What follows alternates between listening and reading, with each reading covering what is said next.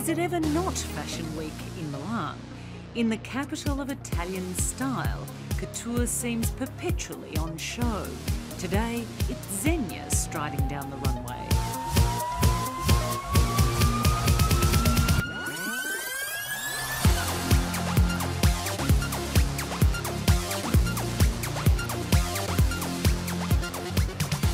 Buyers have come from all over the world to see and order the latest range.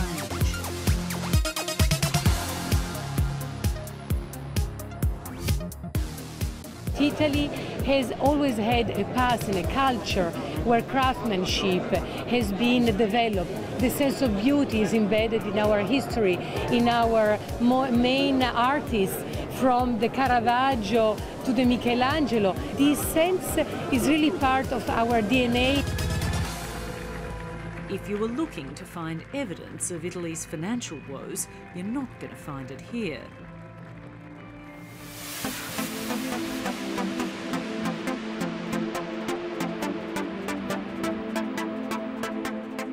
This fourth-generation, fiercely Italian family business employs 7,000 people and last year sold $1.2 billion worth of clothes and accessories. We have a Zegna school, for example, in the company that educates our people. We have master tailors and technicians in the companies that teach the younger generation how to cut and create a model. It's something that you cannot improvise. It's really serious, passionate work that continues from one generation to the other. What Zegna, and for that matter plenty of other North Italian businesses amply demonstrate, is the great Italian contradiction. How can Italians get it so right in business, yet so wrong in government? Is there a kind of tension between entrepreneurs, industry, business people on the one hand, and the political class in Italy on the other? Absolutely, yes. To be an entrepreneur in Italy is very difficult. I want to push to have the opposite, to have red carpets to who wants to invest money to create jobs, to create new activities in Italy. This is something that the political leading class doesn't understand. Italy changes governments like a Milan model changes outfits. And now that it's all up for grabs, is there really much of a chance any of the four frontrunners can change things for the better? Presidente, piacere. E Malberi ci vediamo. There's the professor called in to rescue Italy from economic collapse. He's on track to deliver a surplus, but he's not made himself popular in the process. I say that it has been a crime for Italy to arrive at this state.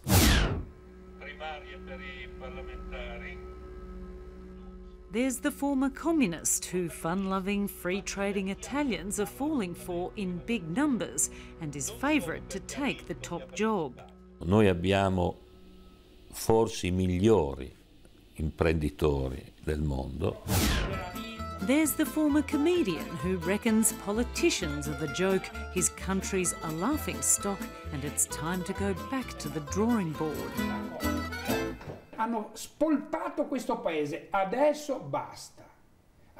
O col voto o con la mazza da baseball. And then there's the showstopper, the ultimate comeback king, the man who surely must hold some kind of world record for scandal survival. Many think he should be in jail. Instead, he's having yet another swing at running the show. And he's surged back into contention. Di questa politica che si è verificata per tutto quello che è successo, per le troppe tasse imposte Silvio Berlusconi. Il maggior numero di voti, io insisto. Because for me Berlusconi has been a big delusion. He announced the liberal revolution and unfortunately he didn't do it. He was in condition to be the leader of very strong majority and he didn't do the crucial, important reforms. So I have to say, unfortunately, that altogether Mr. Berlusconi failed. He's one of larger-than-life character that sometimes you have in show business, or in business, or in sport, or whatever.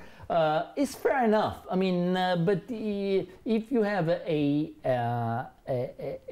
man who's been running the country, been prime minister 3 times, whose own idea is, you know, let's be more spectacular than Lady Gaga, I don't think it's a good idea.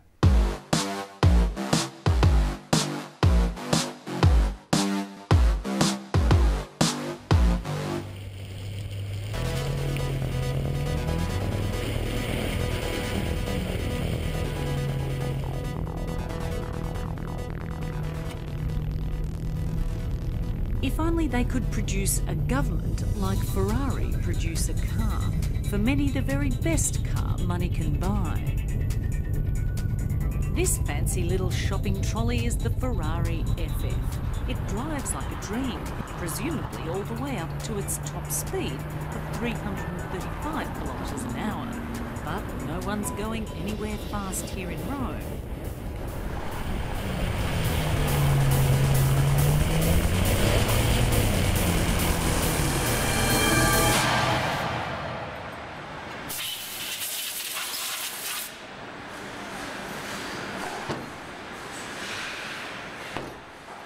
It's a measure of the strength of brand Italy that in a world where making things has become the domain of developing economies, 1 in 5 Italian workers is still employed in the manufacturing sector. Behind fantastic products, there are fantastic people. My biggest patrimonium are the women and the men that work inside Ferrari. Incidentally, the country's single biggest export isn't fashion or fast cars, it's the precision machinery on the production line, like this Ferrari robot. Luca di Montezemolo is the chairman of Ferrari, the face of the iconic Formula One team, and also the president of the Italian company responsible for Europe's first private high-speed trains. He's craving a new approach to government. Sometimes I'm surprised to see a lot of our leaders that they look like extra beat, like if they arrived yesterday from the moon, and instead that they've been for 20 years in the crucial position. Aluminium matte material to emphasize the new technology in aluminium, less weight, more stiff. Please. In 2012, Ferrari enjoyed its best year on record. Italy, on the other hand, teetered on the brink of economic catastrophe.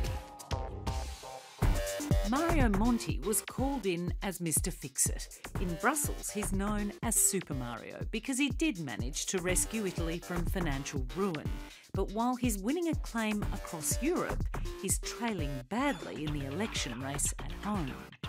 We brought back respect for Italy in the world and a suddenly new realization of Italians living abroad, of which there are so many in Australia, just about 5% of, around 5% of the population. I understand more or less 850,000 people. To feel pride of being Italians. We cannot afford the word Italian to be underquoted in the stock exchange of adjectives describing countries, because that would reflect negatively on the made in Italy, on everything Italian. Do you think Italians understand what's good for them? If one explains clearly to the Italian people what is at stake, why it makes sense to suffer a bit today in order to have a better future, especially for our children, Italians are learning quickly, I'm convinced. Individually, Italians are a pretty thrifty bunch. Compared with the rest of the world, there's very little private debt. But successive Italian governments have racked up a public debt now worth a whopping 120% of GDP. Perhaps if they could claw back some of the estimated $500 billion swirling around in the black economy, things wouldn't feel so bad for ordinary Italians now being forced to cough up. As you might have gathered by now, my background is Italian. My parents were part of that post-war migration. They actually met on the boat travelling to Melbourne in 1955. My mother was from the island of Ischia off Naples in the south, and my father from the north here in Milan. He and his brothers owned bars, which have now been taken over by the next generation.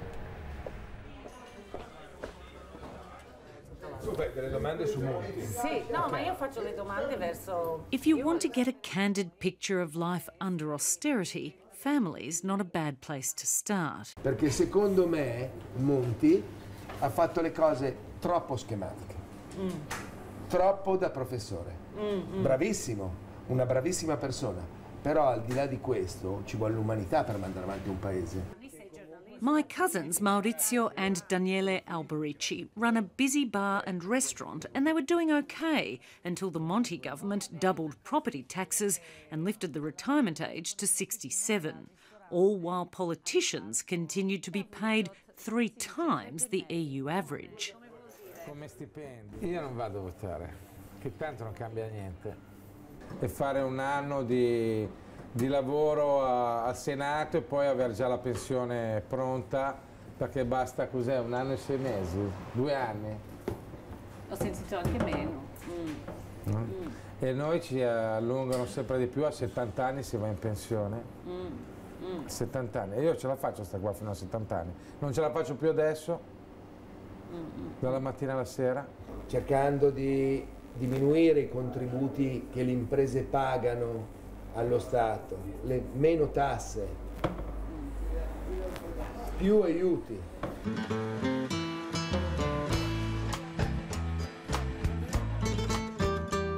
Throughout northern Italy, there's endless examples of prosperous businesses run by smart people worrying that their prized brand Italy is being trashed by politicians. E noi dobbiamo avere una classe politica che possa rappresentare questo mondo che produce eccellenze, ma perché ci sono alle spalle persone eccellenti. E quindi bisogna che il mondo politico possa rappresentare, guardando prima di tutto gli interessi della gente, piuttosto che gli interessi del mondo politico. Senza nessun additivo. They've been making Parmesan cheese in the Emilia-Romagna region since well before my grandfather was working here. It's now an industry employing 20,000 people, worth $2.5 billion a year. But Gino Marino worries that Italian governments have paid scant attention to promoting its world-class businesses. Ma io penso che noi dobbiamo guardare avanti più che guardare indietro e quindi dobbiamo essere forti della nostra identità come paese produttore di grandi eccellenze.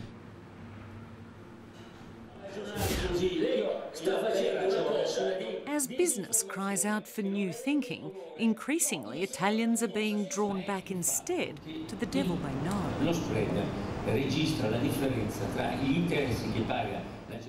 It's been 3.5 years since I last came to Italy to report on the scandal-plagued now former Prime Minister Silvio Berlusconi. Since then, he's been forced out of office, convicted of tax fraud. He's currently on trial for having sex with an underage prostitute and lying to police to have her released from jail. He's recently announced his engagement to a television showgirl 50 years his junior. After vowing to never again return to the political fray, he's back and enjoying quite some support. In fact, the polls show he's more popular than Mario Monti, the economics professor who replaced him. Allora, mi lasci, me ne vado? Presidente, io vuole che me ne vada? Non creo problemi. It's been, let's say, a pretty unconventional campaign that's featured, among other things, interviews that almost turned to fisticuffs.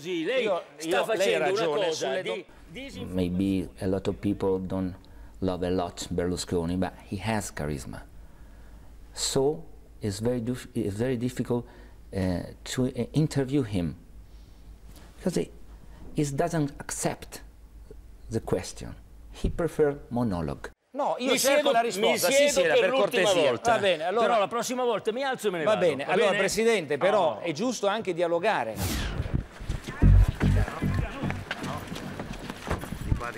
And then there's the little matter of the sex trial. They call her Ruby the Heart Stealer. She was 17 when Mr. Berlusconi is accused of paying her for sex. Earlier, she was arrested for theft. The then Prime Minister of Italy called the police, pleading that she be let go. He claimed she was the granddaughter of the then Egyptian president, Hosni Mubarak. Of course, she wasn't. Che era nella cerchia parentale di Mubarak. Questo le disse Mubarak. No, questo io raccontai. But while this trial has been running alongside the election campaign, it hasn't proved a setback. Italians don't seem too bothered by it all. I would say that the Sydney Olympics in 2000, London Olympics in 2012, I mean every Olympics basically, if one competition was like rule breaking, we will be probably gold, silver and bronze. But I'm not proud of that. Certo, ripetiamolo perché magari qualcuno è sfuggito, sta andando in macchina perché è veramente una cifra importante. Beppe Sevignini is one of the country's most respected political commentators. For him, the return of Silvio Berlusconi is too much to bear. Ecco, bravo, bravo. I think you can blame Mr. Berlusconi for the economic woes of this country, for sort of winking at tax evasion, absolving many things, and basically for not cutting social, not social, but public spending, rationalizing it. He basically, his line was, the famous line, the crisis, what crisis, is only in your head. Well, given you talked about Italy as a nation of rule breakers, Silvio Berlusconi is Italy's rule breaker in chief. He's a rule breaker in chief, and also he's proud of that, which is even worse. I mean, I don't like rule breakers, but if you do and if you're caught, at least show some remorse. He doesn't. It's easy to categorise Silvio Berlusconi as a figure of fun, a leering, sex-crazed buffoon dreaming of bunga bunga parties.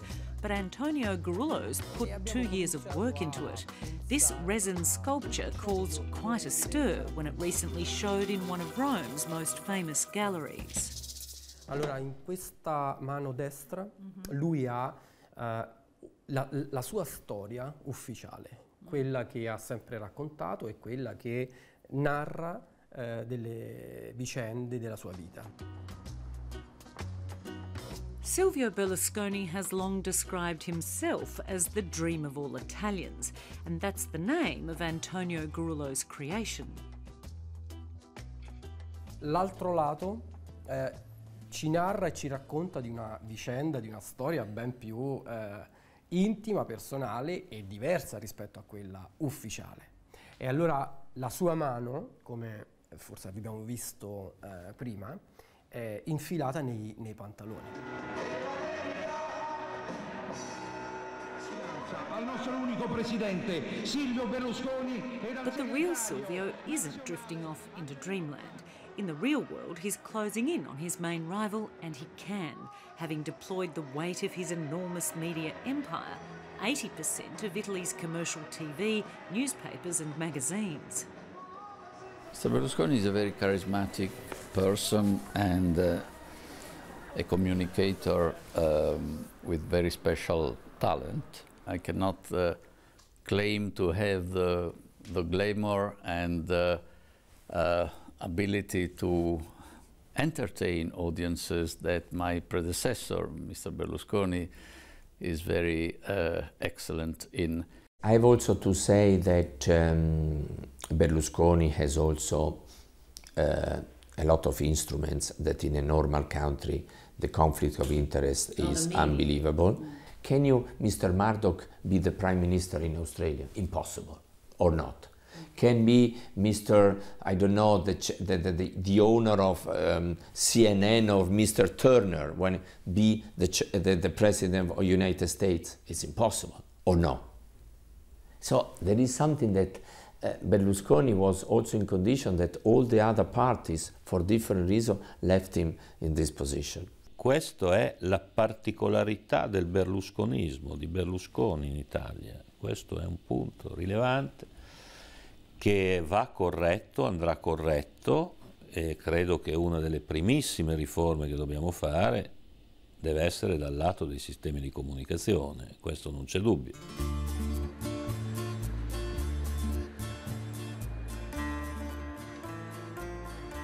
If the polls are right, the Democrats' Pierluigi Bersani will emerge as Prime Minister, with his political archenemy in his sights. Media reform will come first, but he also intends to scrap laws that have enabled Silvio Berlusconi to evade jail in 118 cases brought against him. Io ho già detto che una delle prime cose sarà cancellare le leggi che qui in Italia chiamiamo ad personam, con una frase latina che dice fatte per una persona. Per il signor Berlusconi? Sì. Fuori tutti i partiti. Questo è un paese, guarda. Now, the Italian people look there, look other. We must look other, ok? Guardiamo oltre, guardare oltre questa politica di dilettanti. You're not dilettanti, it's not professionals.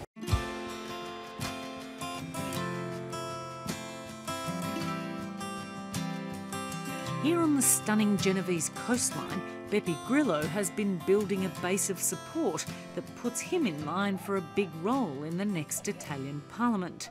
This joker in the pack of politicians was once a comedian, made famous starring in skit shows on Mr. Berlusconi's TV networks. Venditore di bava, vende sogni, dream, nothing, stop it. Una donna che tira su 3 figli lavorando, io voglio quello ministro dell'economia, e dentro ci metteremo queste persone, ecco perché hanno questa paura fottuta di far entrare questo movimento, perché entrerebbero dentro il Parlamento e lo aprirebbero come una scatola di tonno, si vedrebbe cosa succederebbe, si vedrà cosa succederà dentro il Parlamento, avremo la trasparenza, inquadri un ladro, lo illumini, non ruba più. Però non dicono che gli altri 170 dovrebbero restituirli indietro. Beppe Grillo's star power can sure pack a piazza. The message is pretty popular too. He's calling for a referendum to take Italy out of the Eurozone and back to the lira. Quindi ci sono già 10 paesi fuori dall'euro che non rischiano il default. L'Inghilterra si vuole addirittura togliere dall'Europa. Che cosa vuol dire? Sono segnali che questo concetto di Europa, di cultura, di religioni, di differenze, di meravigliose differenze, di conoscenza, non c'è più. C'è solo un'Europa di soldi, di spread, di spending review, di banchieri, di usura, di gentaglia.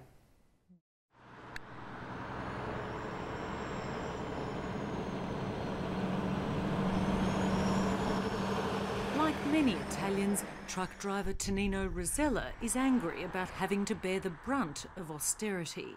He's hankering for the good old, bad old days of Silvio Berlusconi. Gli altri politicanti italiani, un Fini, un Casini, un Di Pietro, sono invidiosi di Berlusconi perché lui ha quello che ha e loro non ce l'hanno. Tonino Rosella doesn't care about his politicians' peccadillos. All he knows is that life was better when Mr. Berlusconi was at the wheel. Secondo me, siccome i politici sono là, io parto da questo principio, Berlusconi se ha rubato prima, adesso cosa deve rubare? È pieno di soldi fino alla testa. Ho paura più di un Fassino, no? Che è magro e che deve rubare per mangiare le bistecche. Ma ormai Berlusconi è cicciottello, 75 anni, cioè cosa deve più rubare? Ormai quello che ha gli basta. Ha una 27enne. Ha una 27enne, paga la moglie 3 milioni di euro al mese.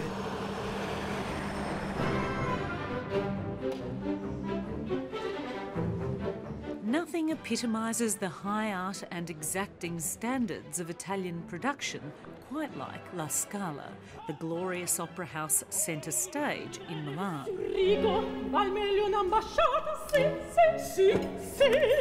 For more than 200 years, it's presented stunning performances, starring opera greats from Italy and around the world.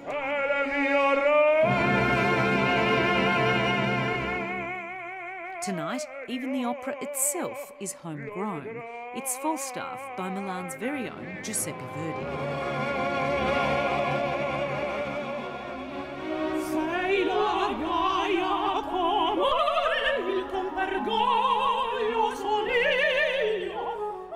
You couldn't script the drama that passes as politics in Italy.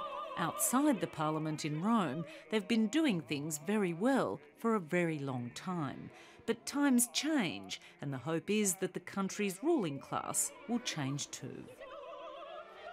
I don't like to talk about the past, I like to talk about the future. I like to introduce new people in the government, and I like to introduce a new way to act between the politicians and the country.